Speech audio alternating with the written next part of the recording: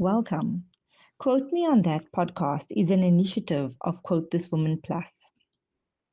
Quote This Woman Plus, also referred to as QW Plus, is a gender justice organization that links women plus experts to the media.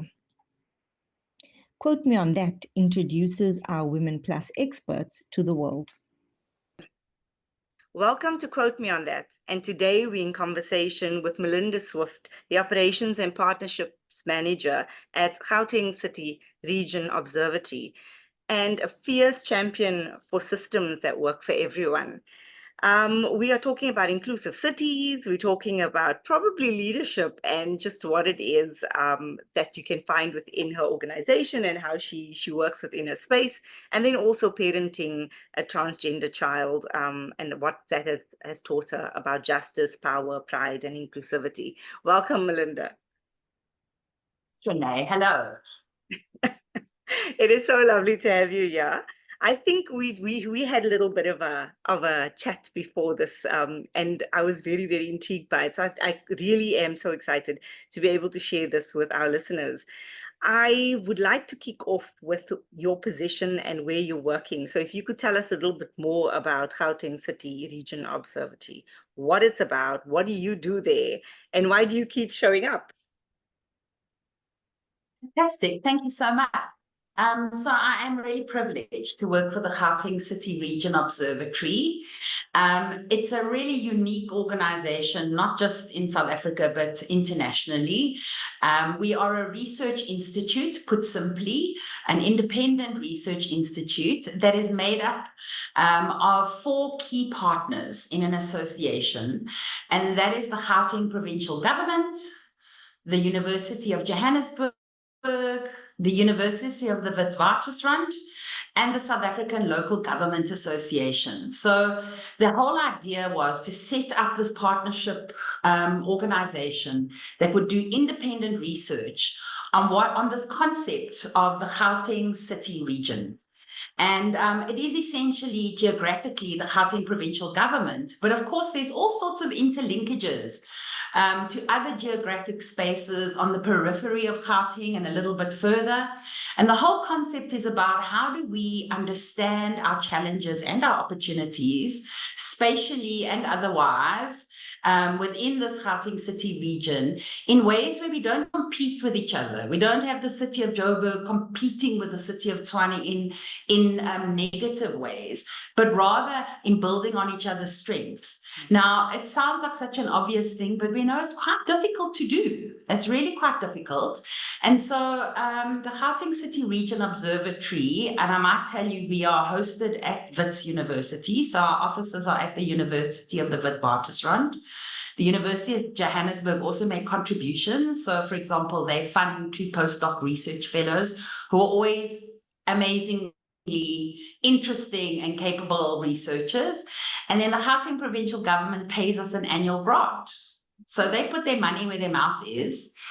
And this allows us to conduct all sorts of really interesting research. And I think the most important piece of research I'd like to talk to you about is our quality of life survey. Okay. So the quality of life survey is the Gauteng City Region Observatory's flagship research project. And it's an enormous social survey, one of the biggest in the country, that we conduct at this point, every 2 to 3 years, maybe a slightly bigger gap in future because of the cost of the survey. We interview at least 13,700 or more residents in Gauteng. We go to their doors and we make sure we speak to at least 10 of those households in every single ward. Over 500 wards in Gauteng. So we make sure that we So, and we're lucky to have an amazing field survey partner in the past that's helped us with that. But what's important about that is it gives us data. And it allows us to say, to answer questions like, how do people feel about their leadership in their municipality or in province? How are people managing in terms of food?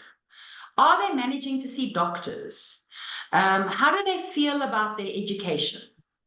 So it really looks at sort of the broad sense of well-being of people who live in Gauteng to say, what is my quality of life?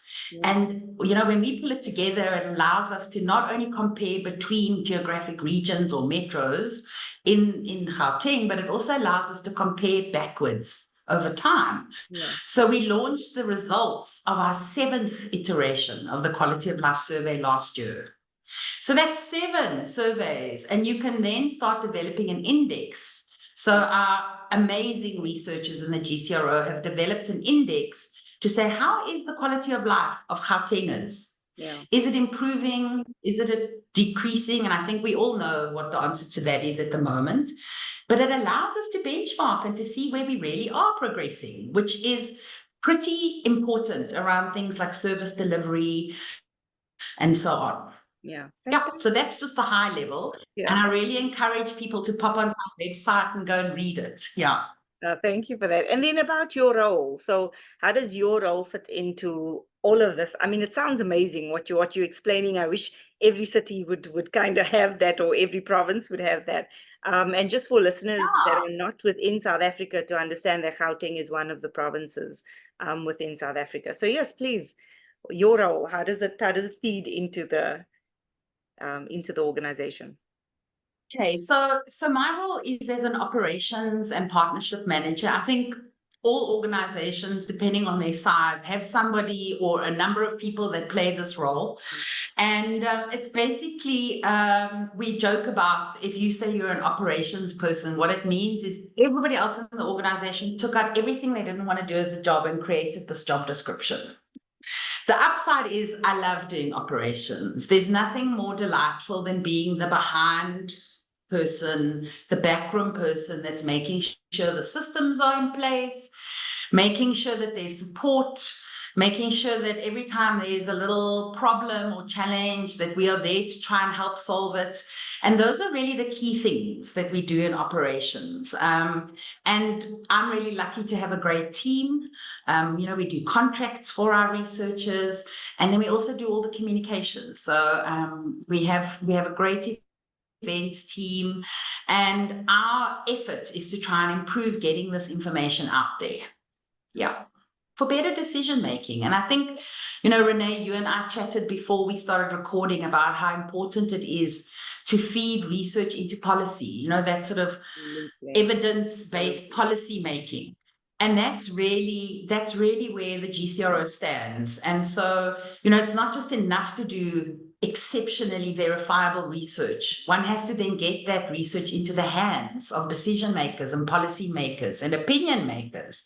And so, yeah, there's a lot of effort that goes into that. And that's where we've worked very well with Quote That Woman, because we have now, for the last 2 iterations of the Quality of Life Survey, had an amazing team from Quote That Woman come in to train up our researchers on how to present this information, how to deal with the media.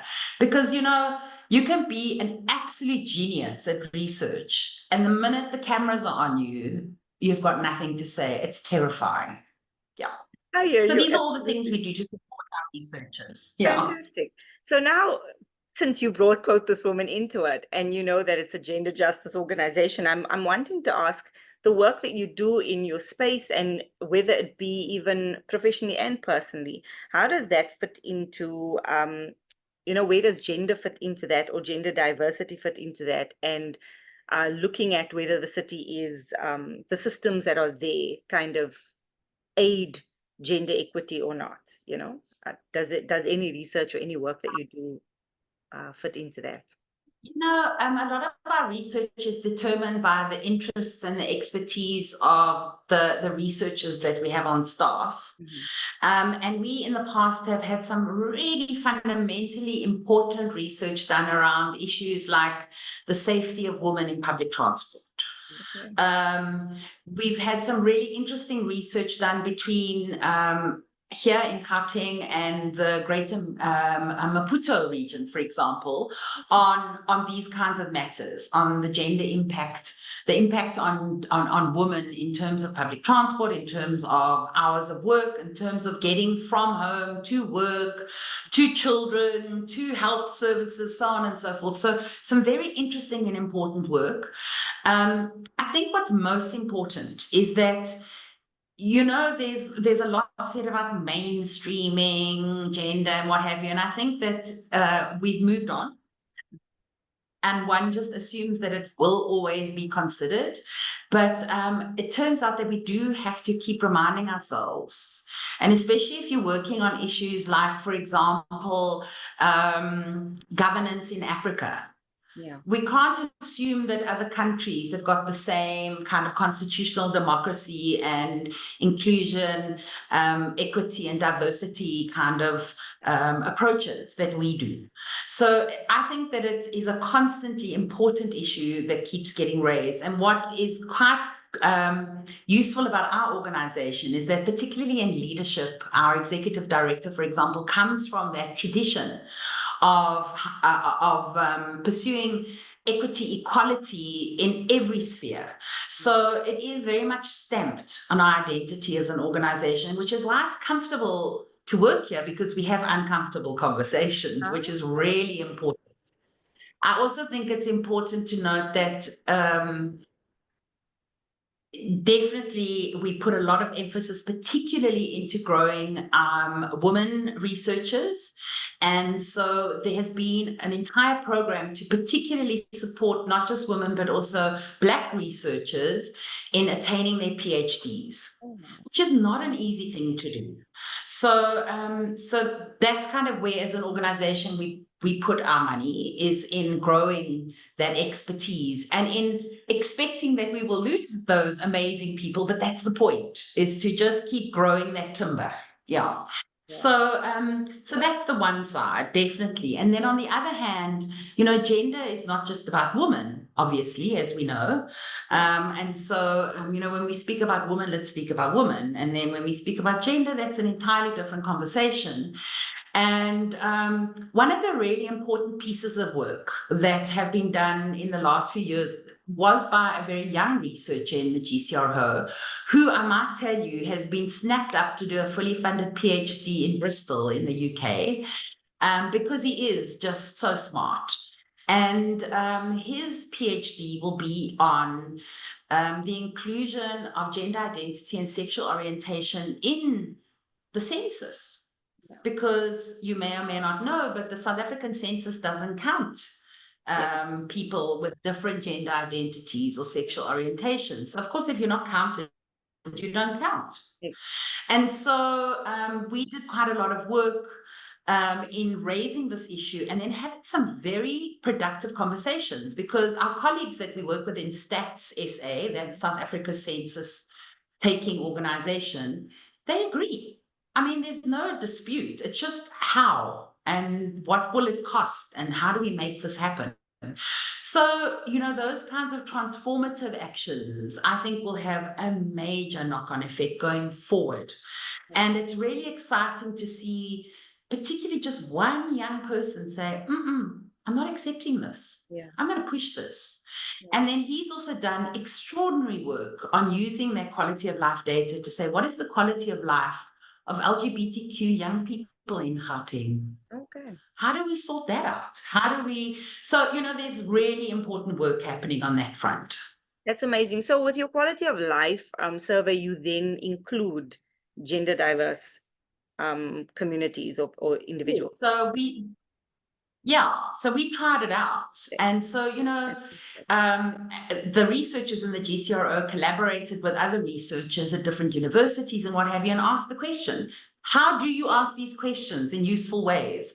I mean, because of course, this comes down to research methodology, which is way over my head, but it was just handled so very professionally by everybody that I think that it's going to be something that people reference in years to come as, wow, check out what these people did. And I mean, I just love, reflected glory from the hard work of all these incredible researchers in the organization. Yeah. No, that's amazing. And you're totally right. I mean, I come from a health background, and we have the same issue where you can only tick one or the other in terms of gender. There's no consideration. And even, talking to people about how they engage with others, that it's not coming from a gender binary type of lens, is already difficult. So I guess my next thing is, what advice would you give to parents or do you have for parents or leaders trying to create inclusive environments, whether at work, in institutions, or at home, given your expertise? Yeah, I mean, I think, look, in a workplace, well, let's just start over. I mean, in a home environment, I think, particularly, it doesn't matter whether you're a parent or not, you are going to have young people around you. They may just be a neighbor. It may be, who knows? Yeah. But we all engage with young people. And I think one of the things that I have learned in my adult years was that I was completely and utterly unprepared for all the interesting nuances of identity. I thought I was on it. I thought I was quite liberal. I thought I was quite out there and happening, but it turns out there's always something new to learn. So I think that was our first lesson as parents, is to allow yourself to take a breath and to be the learner rather than the teacher. And as parents, I think we feel a lot of pressure to have the answers to everything. And actually, you don't always have to have the answers. So that was a really important thing to find out. Also, some years ago, it wasn't quite so easy to understand what gender identity was about. And, it's all very well that I kind of feel very confident talking about it now, but that took some time. Yeah. And I think it's really important for everybody to know that none of us were born knowing all of this. I mean, one has to learn it. And, I'm heading for 60. So what years I grew up in. I mean, for goodness sakes, the word binary wasn't even a word. It was just simply male, female. That's it. End of. That was it. There was never a discussion. I mean, can you imagine the shock when I found out about intersex? The fact that, in fact, like all of this nonsense about binary sexual characteristics is just simply scientifically incorrect has been a really interesting learning. So I guess one does have to have a bit of empathy for others who are still not quite there yet. But at the same time, I think the most important thing is to have kindness in your heart. And when people tell you who they are, maybe just believe them. Yeah. It's really not that. You know what I mean? I And totally know what actually you mean. Yeah. Yeah. And I saw some really beautiful little comments about, for example, look, I'm not making any kind of, I'm not saying anything about religion, because that is, each to their own. But I found it very interesting when the Pope was on the little balcony, how a whole lot of trans activists put out messages saying, look at that. He stood up there and said, actually, my name now will be Leo. And the whole world just accepted it. They didn't question him. Yeah. Why can't they just accept me when I tell them that my name is now this? And I'm like, wow, it really is that simple, isn't it? It's just that simple. I think we complicate everything, and rightfully, like you said, the minute we bring in those complicated lenses, or the baggage that we have that we've learned from society, it changes everything. But I loved what you said, is just kind of hold anyone with kindness. I think that is the biggest thing. And even being kind to yourself. I mean, you speak about parenting a transgender child. You have to be kind to yourself. You've come into the space with what you have, with the only knowledge frame that you have, or framework that you have. And I think that it's important to kind of reach out to people who are like-minded, who are trying to also understand, and people who already have arrived. So I don't know, do you know of any support groups or any spaces that could help a parent trying to understand, and going through this? Yeah, I mean, we used to run a support group. We ran it since 2018, and it was, for me, the most beautiful, affirming, kind space. The reason why we stopped it is because actually the world has changed. There's so many resources available. There's so many spaces available that actually, we can easily step away now. People are set up. It's and I think what I also find really interesting is that, a lot of our kids are so ahead of the curve, that they are they're not, the kids aren't in need of support spaces. Yeah. It's their parents, because it's breaking down those barriers. Yeah. And I think it would be really interesting to me to hear our kids say to each other quietly, we've had a lot of success with the family support group. Your parents will get on track. Don't you worry, you know? And it's really been quite interesting watching our kids parent us from that perspective. So, you know, there are a lot of spaces. There are WhatsApp or Signal groups for parents where they share information. And there are so many more professional spaces where people can find psychologists, counselors, GPs, schools that are completely affirming. And I just think that we've got to be really careful to not be caught up in all the sort of Trumpian JFK rolling drama around transgender issues, around gender identity. Because I mean, we're talking about like a 0.7% of our population. This is such a minority, such a stamped on minority. You do wonder why these powerful people are making it, you know, such a big issue. And I think that's the question. Why are they making it such a big issue? It's like, look at this so that you don't see this, you know. And I think as grown-ups, we need to get a little bit better at moderating what we do, don't we? Yeah. Yeah. That's true. Very, very true. Geez. I think for me, it's just, can we not just look at people and accept people the way they are? And I think that, I mean, earlier you spoke about GCRO, I think, and looking at the landscape, and even what apartheid has meant to it and where it is now. Do you know, that type of thing? So I think the same with gender or how we show up. Like the mistakes have been made, the viewpoints have been put there. We're carrying these bags. Can we just let go of the bag just for a minute and see the person? Just see the person. And you can pick it up again. Yeah. Pick it up again if you want, but maybe just try it out for a bit without it. Yeah, exactly. Yeah. Absolutely.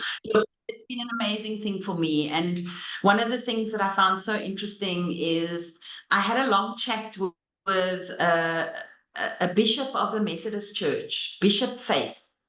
And she's one of the first leaders in the Methodist Church who's a woman and a woman of color. And we were on a panel. So that's how I met her. We were on a panel at a school discussion around gender identity. And we ended up talking about perimenopause, just chatting to each other while we're waiting for microphones. And we both looked at each other and went, you know what, we're all transitioning through our lives. It was like suddenly now we like these geniuses who've come up with this concept for the first time. Obviously we haven't. But penny drops and you go, hang on a second, we all are transitioning throughout our lives. So can everyone just take a chill pill and relax? You know, we're all going in one direction. Yeah. No, absolutely. Nobody's getting out of this alive, you know? So, yeah. Oh, my word. Anyway, okay. At least we can laugh. But yeah. No, you're so right. When you're speaking about perimenopause, I'm like, yeah, I've had these conversations, you know, that you just think it didn't start like this. We had something else we were speaking about. But yeah, just to bring us back, what have you learned about power, care, and systems from parenting a transgender child? Look, I think in the first instance is really genuinely the power relations within families. And you know, it has been very interesting in a South African context to see how some dads have really struggled. Because, and like one dad I remember said to me, is this kid ever going to get a job? You know, and I'm like, this is a fair question. It's a fair concern. But it comes from the perspective of I'm only a decent father/parent if I can produce this productive, valuable member of society who will get a job. And, you know, then you realize that these are the power systems that we've all grown up in. And it's very interesting because you're not only trying to help a parent come to terms with the fact that the child they thought they had is maybe somebody different, but that actually the world is not what it was when we grew up. And we are not prepared for this future. We actually don't even know what we are training our kids to do, you know? So it's a lot and it's overwhelming. And I mean, never mind when parents ask questions like, oh, what do I do when my child starts dating?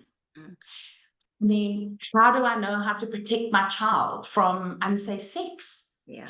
How do I, there's all these questions, and you realize, oh my gosh, these have all been put into this kind of patriarchal system of command and control. Yeah. And, even something as simple as dealing with a doctor and saying, I want to talk about surgery for my child, but I don't want any kind of physical feeling to be removed, because I actually believe that sex is about pleasure and not just about procreation.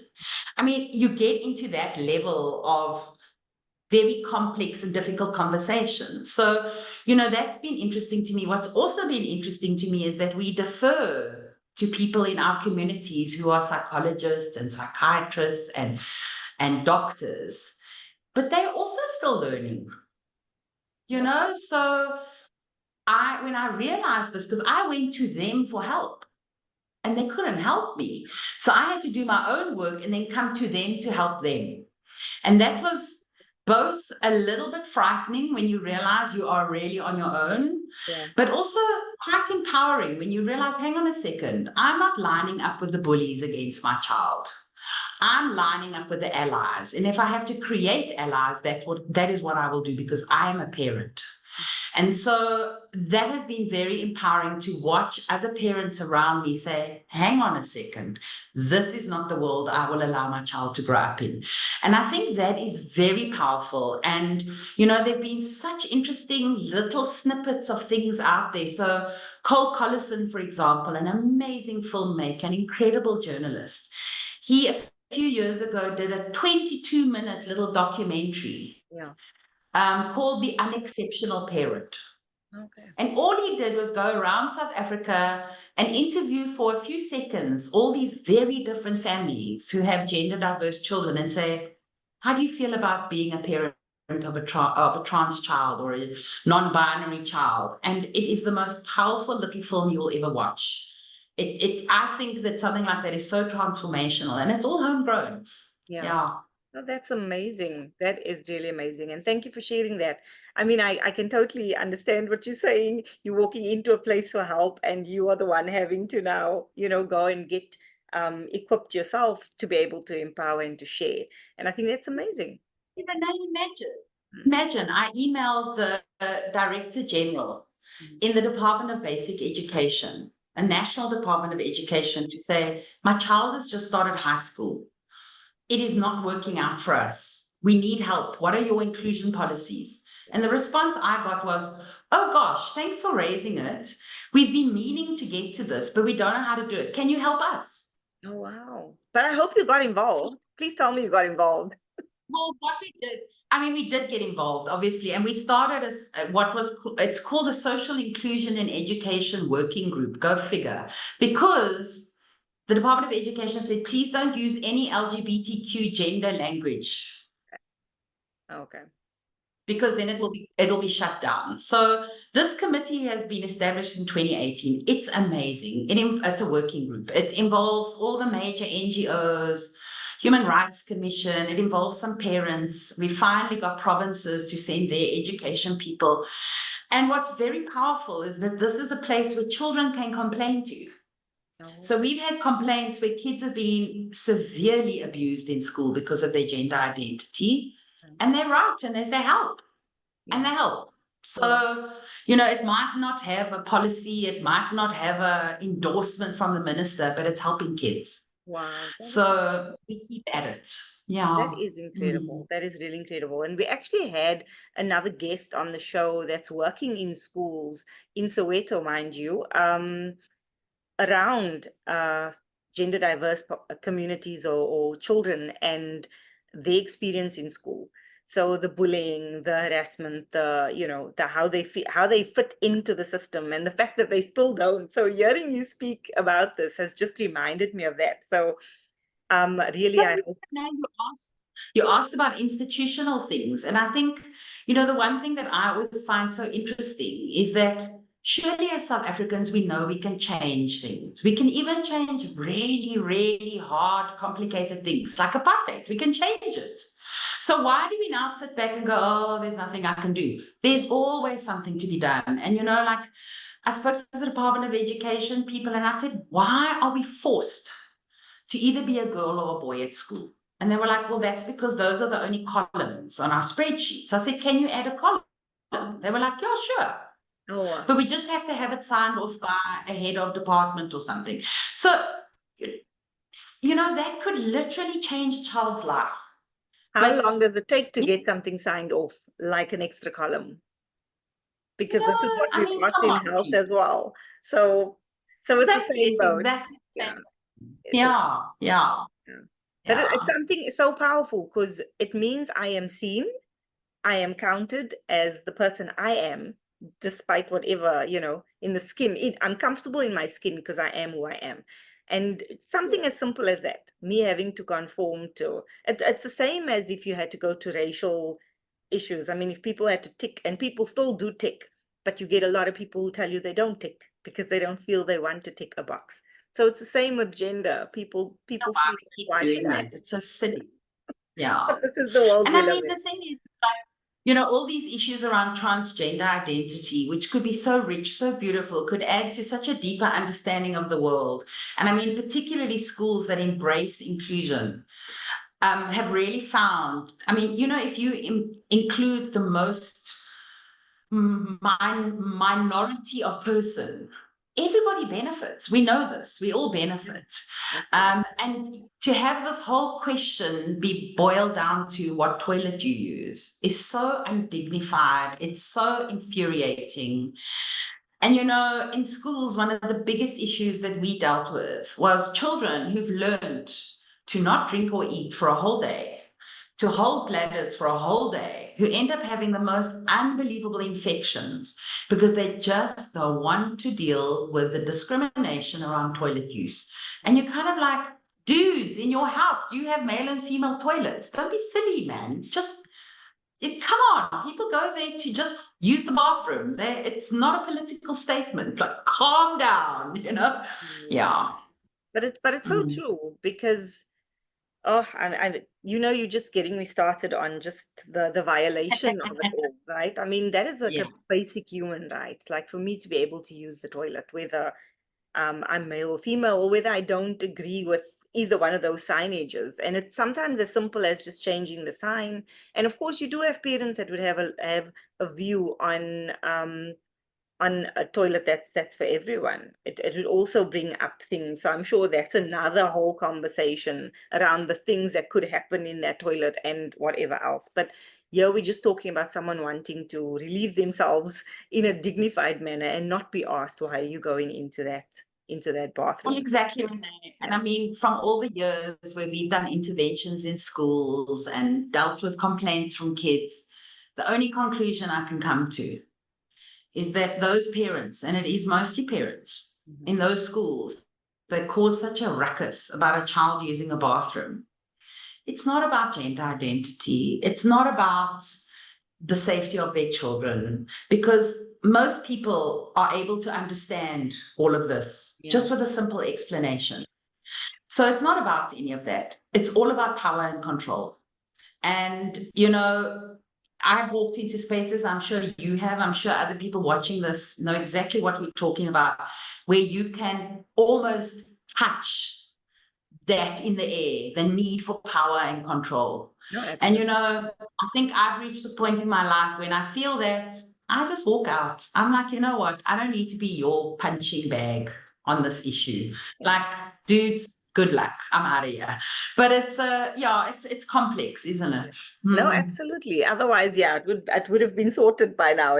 And we are all complex beings. So us having our own agendas and our own, like you say, the power, positionality, all of these things come into play. And yet it's not things we talk about every day, but it is there. It's exactly what you say. You can literally feel it in the air.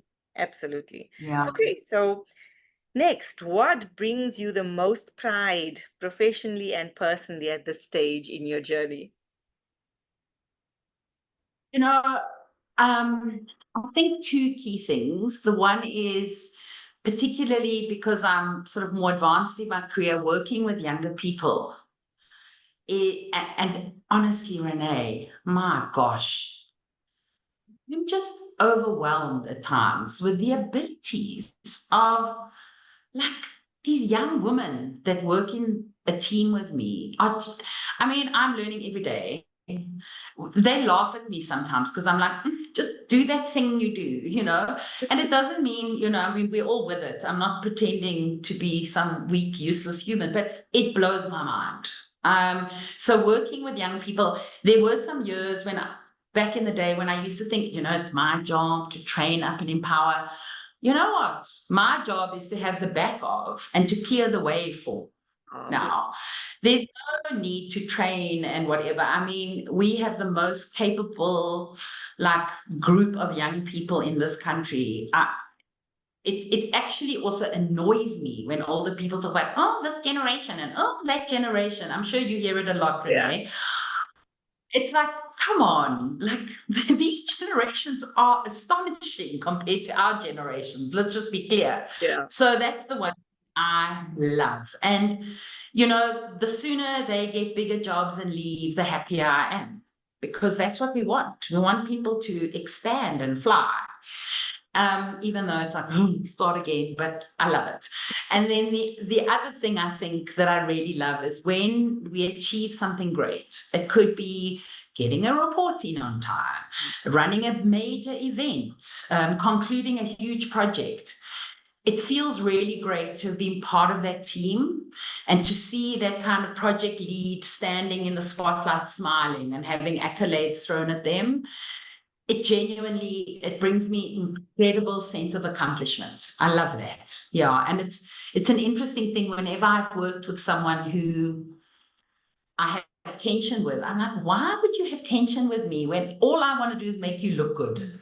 And it's a funny thing, isn't it? Because I don't think people always believe you when you say No, that. But it's the truth. true.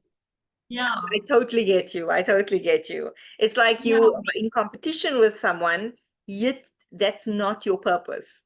So I It's hear not you. my purpose. Yeah. Yeah. But I it never proven, so that's okay.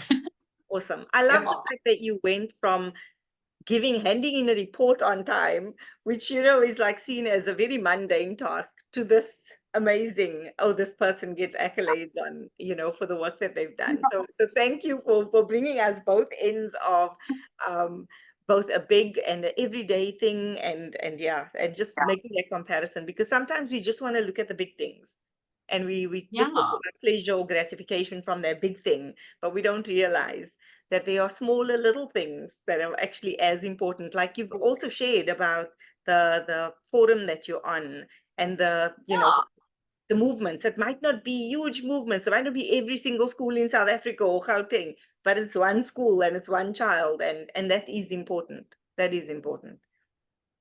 Renee, it's taken me a long time to get there. It really has, because I think we all feel that maybe our purpose is to change the world today, but that's not how it works. And it really has been amazing to get to a point where you can count the small little victories. And you know what? Count every victory. Especially as women, at the moment I'm going through a phase where both my parents are very elderly and very belligerent and stubborn. I know that nobody else knows anything about that. And you do you realize that, wow, there's a lot going on. And as women, even though we know it, we forget that we are just simply expected to drop everything and be available in that caring role. And it does amaze me. I was wondering what happens if you're a woman and you're the president of a country. Does your family still call you and say, Uncle so-and-so's in hospital, can you come?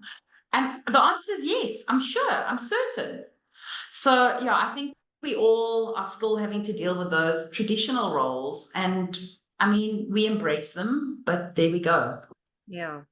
And I like the fact that you highlight that this is us. We've got many hands in the air. We're all over the place. We have to be there for everyone and also take time for ourselves. So I think that's something that we forget to do. So when you were telling your story, I felt like that was also something you've done. You've put on an oxygen mask for yourself. You went to go and understand and learn about these things that you didn't know about for yourself, and then come back to everyone else. So as much as we as women have many hats and many roles and many, responsibilities, I like the fact that what your story has told me is also that you've taken that time. And so it's important to anyone listening, take the time you need to also equip yourself, rest, recuperate, get ready for what you need to face. Because I think sometimes we forget that. And that's also a moment to celebrate, I think, in what you've said. So yeah. Rene, and I mean, I'm sure that we all read all sorts of things all over the place about how many friends do you need and what does it take to, like, how do you get toxic people out your life, and all these things That's that the we topic read. at the moment, yeah. Yes. But the fact is, we all know this. We know who makes us feel good about ourselves. We know who is never 100% honest with us. And by honesty, I mean, like, Melinda, you need to wind your neck in. You've been talking about the subject for now 15 minutes. Like, calm down. Like, get it together. So we need our friends to also correct us, Yeah. But yeah, I think that's the most important thing, is having all these incredible, well, for me, women around me and queer people and men. So, there's a space for all those non-toxics around us. And something like Quote This Woman is really important because it reminds us about that, doesn't it, Rene? No, absolutely, absolutely. That is why I'm very happy to be part of the space, because exactly that. You were speaking about marginalized or minority groups, and that's exactly what I feel Quote This Woman stands for. It's trying to remind us. So in as much as we're saying women, there's that plus, and that plus might hurt some people and feel like, oh, but why? But in actual fact, it's speaking about inclusivity, which is what we've been speaking about now. And I think that's the important bit. So yeah, thank you so much for that. If there was one thing from this conversation that you wanted listeners to walk away with, whether it be about policy, parenting, or just being human, what would that be? I was reminded not so long ago about the importance of play in our lives, how deeply important it is to be whimsical and joyful just because you're alive, because we're alive. I had lunch with a couple in their 60s a little while ago, and I just met them and I said, like, where did you meet? And heard this beautiful story. And then I said, but how are you coping? Because one of the partners is American, with what's going on in America, and your family are there. And she said, we reminded ourselves that during apartheid, when we were running around and being chased and in the middle of tear gas and this, that, and the next thing, they made it a thing as a couple to put the music on for half an hour before or after dinner every night and just dance. And she said they just danced it out. The two of them, she said sometimes they had to dance down the passageway to brush their teeth because it was nearly time for bed, but she said that it was really important for them. And I was like, wow, these are important things to remember. And also, so one of the things I've done recently is I've joined an amazing choir. Trust, Rene, I can't sing. I mean, we can all sing. Let me say, you don't want to listen to me. Let's put it that way. And I'm learning to play the ukulele. Oh, wow. Yes. Okay. It's a miniature guitar. Mm-hmm. It's a little Hawaiian guitar for anybody. No background in all the ukuleles. But honestly, it's become like this one session a week that I will not miss. Wow. I don't care if it's your 90th birthday. I will come after my choir. Thank you. And I think these are all the things we have to remind ourselves, is that we don't always have to be quite so serious, do we? Thank you so much for that. That is very powerful, actually. It makes us all sit and think. I had a conversation once with another health equity activist, Kanisa Boy, and she spoke about pleasure and joy. And she was speaking about these small things because I'd asked her, every day she'd post a cup of coffee or a sunset. And I'd asked her Wow. about that, and she was saying that's her. She literally will take that cup of coffee and sip it slowly and try to just have pleasure out of that. And the same with the pictures. Didn't matter where she was. If she was traveling, a partner would take a picture of a sunset in Cape Town, and she'd be in Mexico or whatever, and she'd be celebrating that sunset. So it's these small things, and I agree with you. We take ourselves very seriously, and I think we do need to sit back and go, okay, well, actually, I can have fun and I can do something for myself, which again speaks to that self-care. So thank you so much for your time, Melinda.